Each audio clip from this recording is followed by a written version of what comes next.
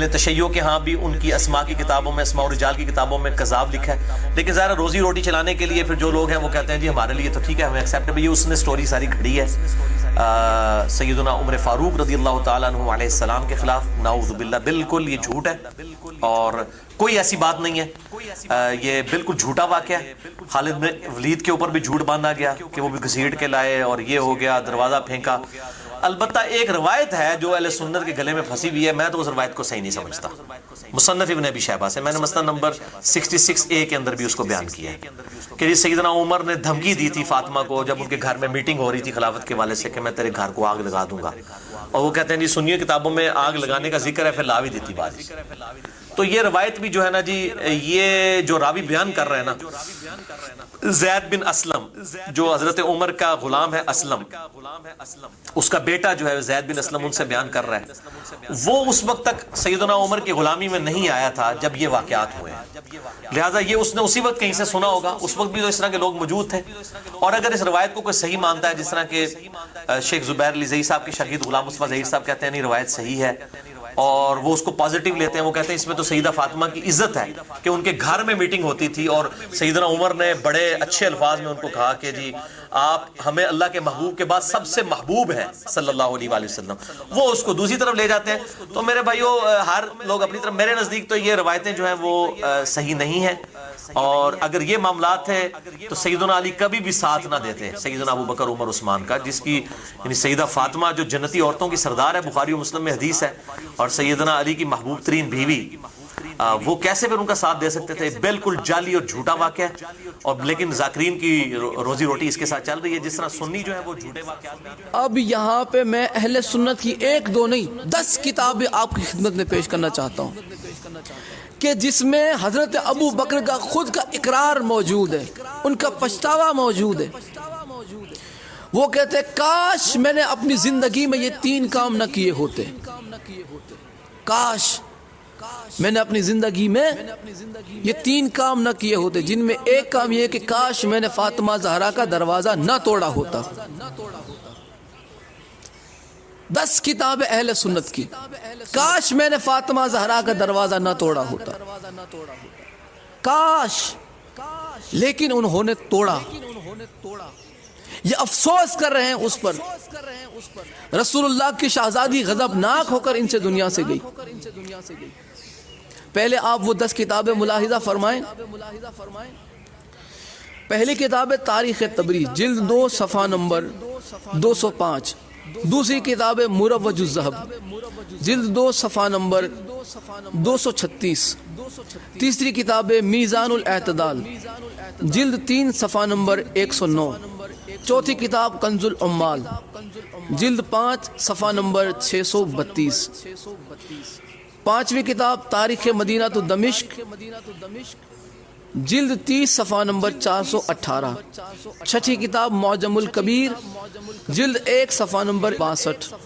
ساتویں کتاب تاریخ اسلام امام ذہبی کی، جلد 3 صفحہ نمبر 118۔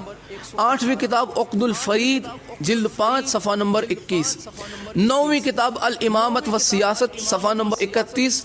اور 10ویں کتاب احادیث المختارہ، جلد 1 صفحہ نمبر 89۔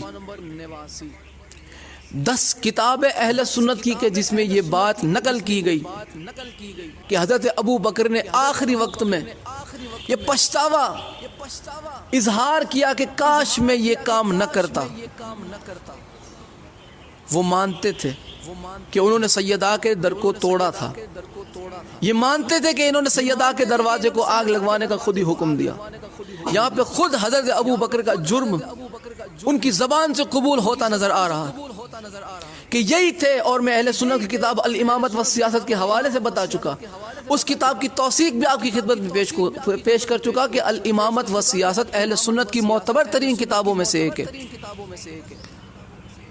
اب ہمارا کسی کو منوانے کا کوئی شوق نہیں کہ تم مان جاؤ، تمہیں تمہاری اماں کی قسم، تمہارے عقیدے کی قسم، نہیں مانتے نہ مانو۔ تم کون سی ہماری قبر میں آؤ گے، یا ہم کون سی تمہاری قبر میں آنے والے؟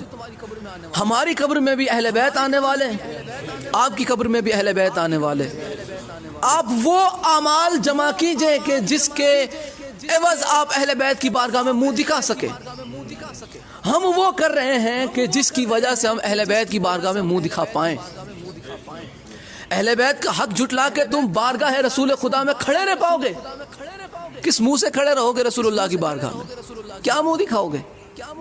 हमें आपका तो नहीं पता, हमें हमारी आखिरत की फिक्र है।